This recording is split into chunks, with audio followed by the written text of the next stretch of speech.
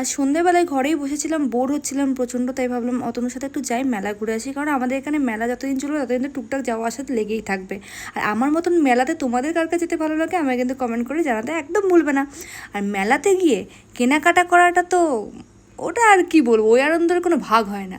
তো আজকেও চলে গেছিলাম, আর ঢুকতে ঢুকতে দেখো জিনিস কিনেও ফেলেছি। মেলা ঘোরাই কমপ্লিট করলাম না, জিনিস কেনা শুরু হয়ে গেলো। তারপরে দেখো এখানে এই দোকানটা থেকে অনেকগুলো জিনিস কিনেছিলাম, আমার হাত থেকে অলরেডি আছে, আরও কয়েকটা জিনিস কিনেছি। আর আমি আর অতনু দুজনেই না শপিং করতে খুব ভালোবাসি, টুকটাক শপিং বেশি করি আমরা। ব্র্যান্ডেড আর দামি জিনিসের আমাদের দরকার নেই, আমরা এই টুকটাক ছোটোখাটো জিনিসেই খুব খুশি থাকি। আর সেরকমই আমি আমার পার্টনারকেও পেয়েছি যে নিজেও শপিং করতে খুবই ভালোবাসে।